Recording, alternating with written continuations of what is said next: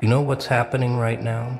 People are staring at you differently, not the way they used to, not with judgment or pity or even curiosity. It's something else entirely, something they can't name, something that makes them adjust their posture when you walk into a room. And here's what nobody's telling you. They're not actually seeing you. They're sensing something about you that registers on a frequency their conscious mind can't process. It's like when an animal senses a predator before it sees it. That's what's happening.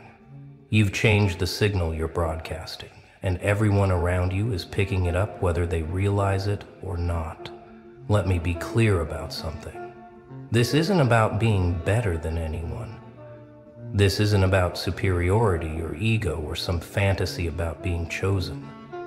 This is about energy, presence, and the very real phenomenon of social hierarchy that operates beneath every interaction you have. You've shifted your position on that hierarchy, and the people around you are responding to it automatically. Their brains are doing calculations they're not even aware of. Status assessment, threat detection, value recognition, and something in those calculations has changed. You register differently now, and that's what we need to talk about. Because here's the thing about attention, real attention. Not the performative kind you get from posting something controversial. Not the desperate kind you get from begging for validation. The kind of attention that makes people go quiet when you speak. The kind that makes strangers remember your name. The kind that shifts the entire energy of a space just because you entered it. That kind of attention isn't something you chase. It's something you earn by becoming someone worth paying attention to. And whether you realized it or not, that's exactly what you've been doing. Think about it. How many times in the past few months have you noticed people treating you differently? Old friends suddenly wanting to reconnect. Strangers holding eye contact longer than normal. People asking for your opinion on things they used to decide without you. Conversations stopping when you approach, not because they were talking about you, but because your presence commands acknowledgement. These aren't coincidences. These are symptoms of a shift, a real, measurable shift in how you're perceived. And the wild part is you probably can't even pinpoint when it happened. Let's talk about something most people never consciously think about, but subconsciously track every single day. Social ranking. Not the superficial stuff like job titles or follower counts. The real hierarchy. The one that operates in every conversation, every group dynamic, every interaction. There's a ladder that exists in human social structures, and everyone is on it whether they acknowledge it or not. And people spend their entire lives trying to climb it using the wrong methods. They try to buy their way up. They try to perform their way up. They try to manipulate their way up. And it never works. Not really. Not in the way that lasts. But here's what does work. Becoming someone who doesn't need the ladder. When you stop trying to prove your position and start embodying a different energy entirely, something fascinating happens. You step off their ranking system. You're no longer competing for a spot on the ladder because you built your own structure. And that's when people start sensing something's different about you. They can't articulate it. They don't have the language for it, but they feel it. It's in the way you carry silence. The way you don't rush to fill awkward pauses.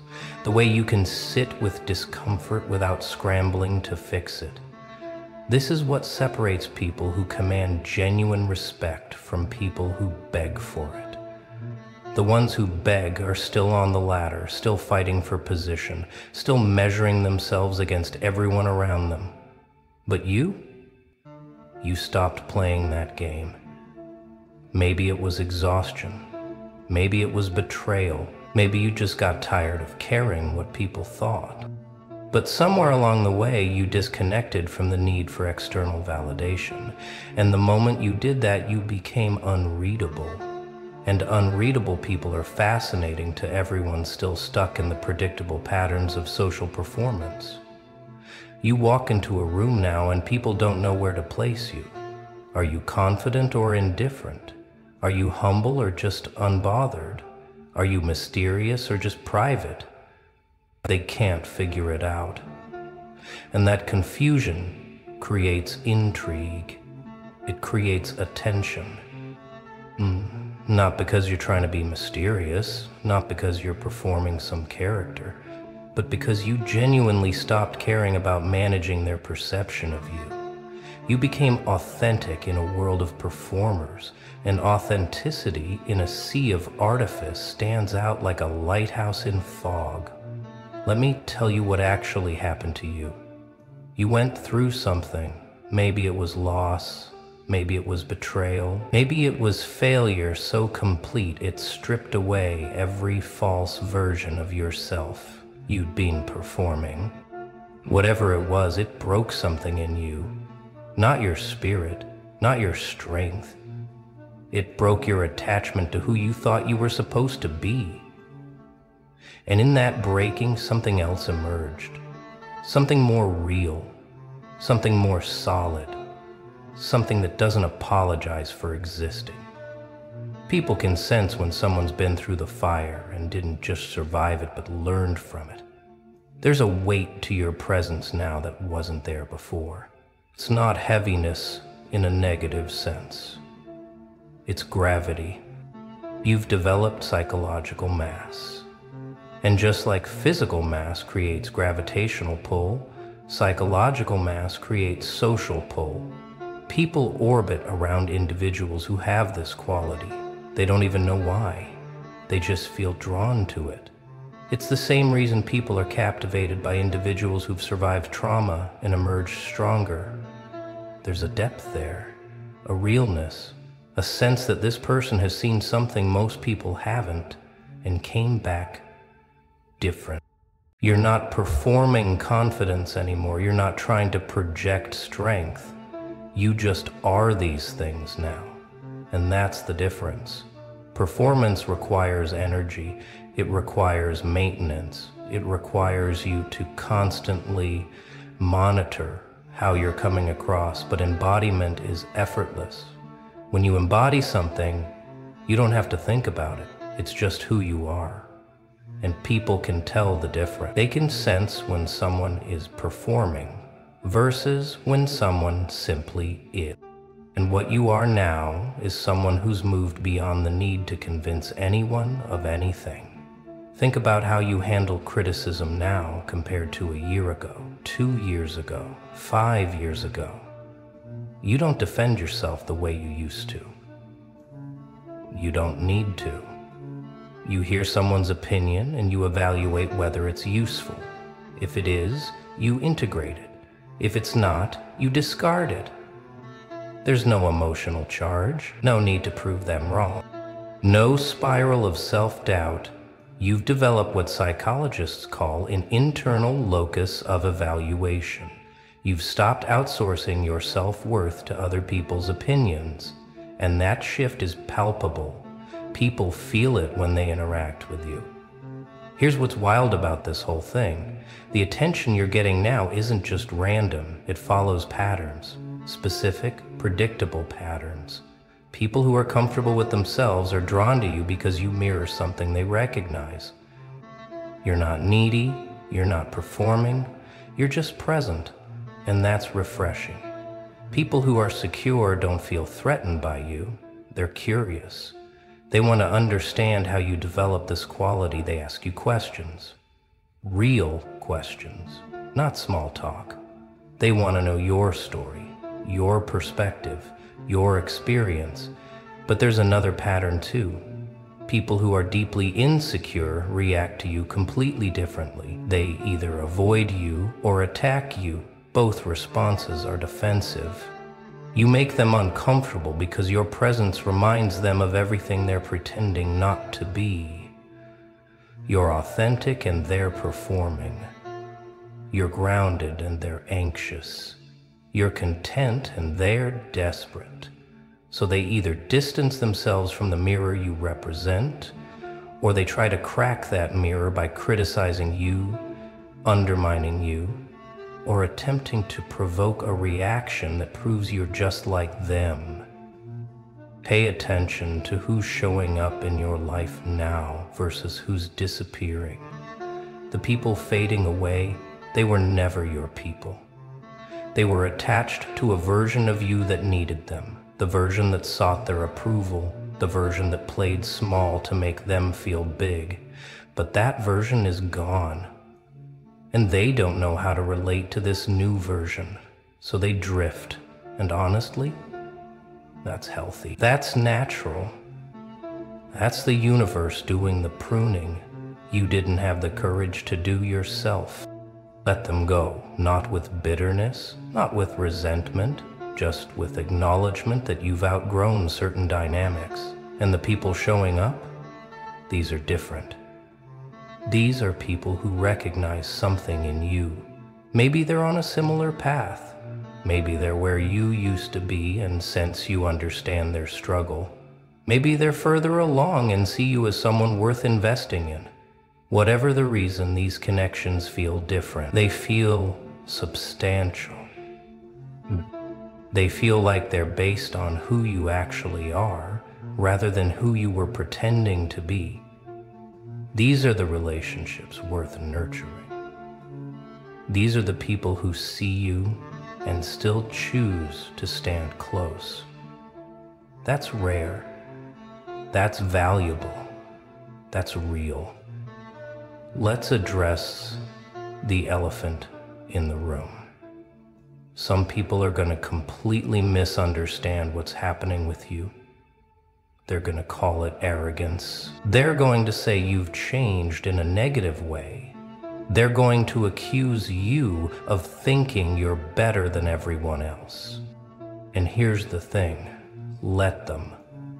Because their misinterpretation says everything about them and nothing about you.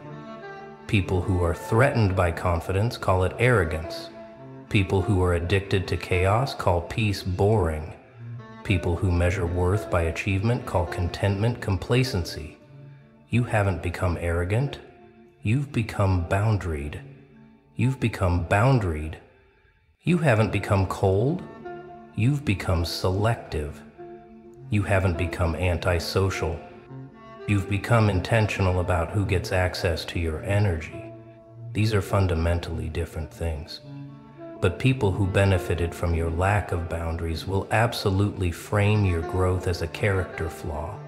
That's what manipulators do. They pathologize health. They call your strength a weakness. They reframe your clarity as confusion. Don't fall for it. Don't let their discomfort with your growth make you doubt your progress. There's a quote worth remembering here. Those who are threatened by your growth were benefiting from your stagnation. Read that again. The people most upset about your transformation are the people who were profiting from your previous version. The boss who could overwork you because you didn't value your time. The friend who could trauma dump endlessly because you didn't enforce emotional boundaries. The partner who could take you for granted because you didn't require reciprocity. Your growth threatens their comfort, and they will fight to pull you back to who you were, not because they care about you, but because they miss what you used to provide for them. This is why you're getting attention from unexpected places, while losing it from familiar ones. The familiar ones are mourning the version of you they could control. The unexpected ones are celebrating the version of you that's finally free. Both responses are telling you something important. Listen to both, but only act on one. The people who want you small will always have reasons why your expansion is wrong.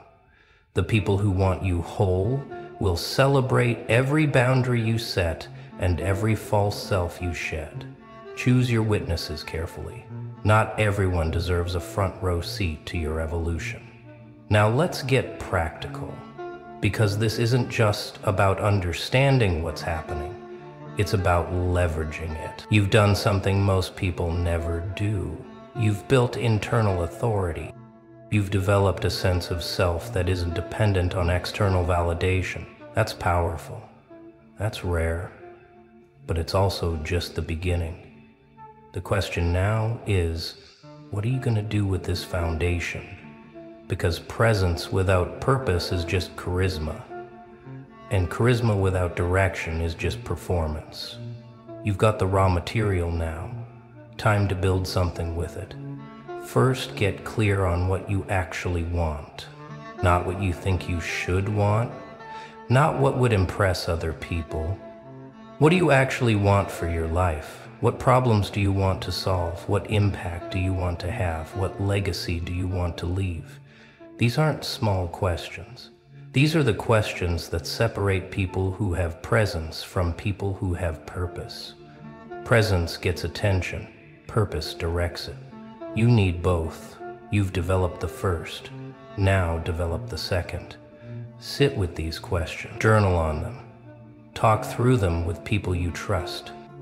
Get brutally honest about what actually matters to you. Second, develop skills that match your energy. You've got people's attention now. You've got their respect. But attention and respect without competence is hollow. It won't sustain. You need to become genuinely good at something. Something valuable. Something that serves others. Something that challenges you to keep growing. This isn't about achievement for achievement's sake. This is about alignment. When your internal development matches your external capabilities, that's when real influence happens. That's when you become someone people don't just admire, but actually learn from. Third, build systems that support your growth. You've changed, but your environment might not have. An environment shapes behavior more than most people realize. Look at your daily routines. Your physical space, your digital consumption, your social circles. Are these things supporting who you're becoming or reinforcing who you used to be? This isn't about perfection. This is about intentionality. Small adjustments compound over time. The morning routine that grounds you. The evening practice that helps you process. The weekly review that keeps you aligned. These aren't optional. These are the infrastructure of sustained transformation. Here's what most people don't tell you about personal transformation. The hard part isn't changing. The hard part is staying changed. Anyone can have a breakthrough moment. Anyone can make a dramatic shift. But maintaining that shift when life gets difficult, when old patterns start creeping back, when you're tired and stressed and reverting to familiar behaviors, that's where most people lose their progress. They have the mountaintop experience but can't sustain the altitude, so they slide back down to where they were, sometimes even lower, because now they're carrying the shame of regression on top of their original struggles. You can't let that happen. You've come too far. You've done too much work. You've shed too many false layers to go back now. But staying here requires vigilance. The conscious, intentional kind. The kind where you check in with yourself regularly. Where you notice when you're slipping into old patterns. Where you course correct early instead of waiting until you've completely derailed. This is about building awareness systems. Accountability structures, recovery protocols for when you inevitably stumble, because you will stumble. Everyone does. The difference is whether you use the stumble as evidence that you're a failure or as feedback that helps you adjust. The attention you're getting right now, it's gonna fluctuate. Some days people will be drawn to you, other days they won't notice you at all. That's normal. That's human. What matters is that you're no longer dependent on that external feedback for your sense of self. The you that exists in private, when no one's watching, when there's no performance required, that you needs to be as solid as the you people see in public. Actually more solid, because public performance is easy, private integrity is hard, and private integrity is what sustains everything else. Build a life you don't need to escape from. That's the real goal here. Not a life that looks impressive from the outside, a life that feels aligned from the inside, where your work matters to you, where your relationships are genuine, where your daily existence reflects your actual values instead of someone else's expectation. This is harder than it sounds. It requires saying no to things that would impress others but drain you. It requires saying yes to things that fulfill you even if they're not conventionally impressive. It requires trusting your own compass even when everyone around you is using a different map. Let's revisit this idea of rank, because I need to be clear about something. There is no higher rank. There's no secret level you've unlocked. There's no exclusive club you've joined. What's actually happened is simpler and more profound. You've stopped competing in a game that was rigged from the start. You've stopped measuring your worth by metrics that were never designed to capture what makes you valuable. You've stopped playing a role in someone else's script, and in doing so, you've become incomparable. Not better, not worse, just fundamentally different in a way that makes comparison irrelevant. The attention you're getting isn't because you're on a higher level, it's because you're on a different axis entirely. Imagine everyone else is competing on a ladder, fighting for position, scrambling to climb higher, and you just stepped off the ladder completely and started building something horizontal, a foundation, a platform, something stable. People still on the ladder look over and they're confused. They can't figure out where you rank because you're not playing the same game anymore. And that confusion creates fascination. That's what you're experiencing. This is important to understand because the moment you start thinking of yourself as higher rank, you've just rejoined the game. You've just accepted the premise that there are ranks at all. And once you accept that premise, you're back on the ladder. Maybe higher than before, but still trapped in the same system, still measuring yourself against others, still vulnerable to the same insecurities.